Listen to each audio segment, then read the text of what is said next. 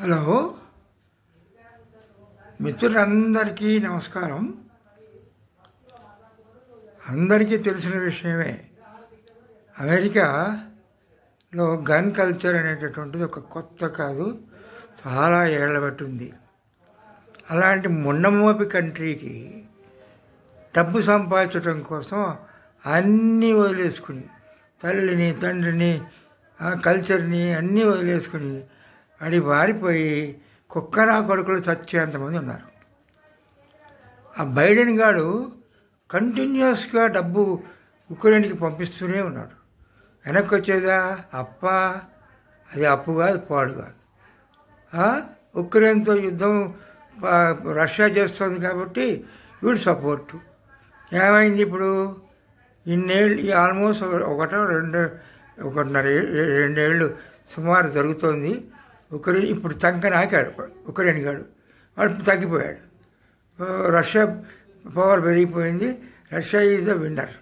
ఈ టైంలో ఈ కొడుకులు, బుద్ధి జ్ఞానం లేని గాడిద కొడుకులు, వాడెవడో క్రూక్, వాడి పేరు పరమ క్రూక్లు. అమెరికన్స్ చాలామంది crooks. Most of the Democrats are crooks. ఏమిటో తెలియదు. ఇండియన్స్ ఇక్కడి నుంచి వెళ్ళి అక్కడ సెటిల్ అయిన ఈ గాడిదలకు కూడా వీళ్ళకి ఏమిటంటే డెమోక్రసీ పార్టీ ఇది గుడ్ గుడ్ గుడ్.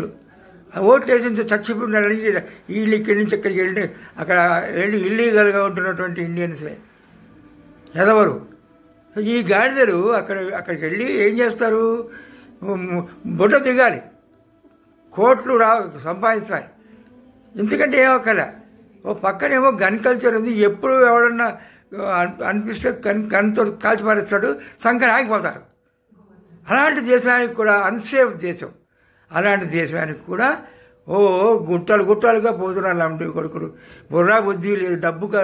ఈ కక్కుర్తి, డబ్బు కక్కుర్తి అండి. డబ్బు కక్కుర్తి ఏం చేసుకుంటారండి? బుడ్డలు దిగేంత వరకు డబ్బు సంపాదించుకుని కోట్లు. పిచ్చినా కొడుకులు. నేను బూతులు తిడుతున్నాను అనుకోవద్దు.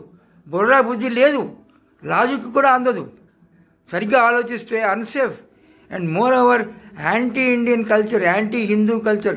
అలాంటి దరిద్ర ప్లేస్లో ఏం ఎంజాయ్ చేస్తున్నారు? అక్కడ టెంపుల్స్ ఉన్నాయి, నిజమే. స్పిరిచువల్ థింకింగ్ ఉందా? స్పిరిచువల్ అవుట్లుక్ ఉందా? వెళ్ళొస్తారు టెంపుల్కి. మేము వెళ్ళొచ్చాం, టెంపుల్ పూజ చేయించొచ్చాం. ఏమైనా స్పిరిచువల్ అవుట్లుక్ ఉందా? సెయింట్స్ ఎవరన్నా వచ్చారా బయటికి? ఎవరన్నా? సిగ్గులేని ఇండియన్స్ అందరినీ నేను చాలా మెచ్చుకుంటున్నాను. చాలా గొప్ప పని చేశారు. ఈ పెయిన్ మేనేజ్మెంట్ పేరుతో తెగ తాగేస్తున్నారు. ఓహో, మహానుభావులు. అందరికీ వందనం, నమస్కారం.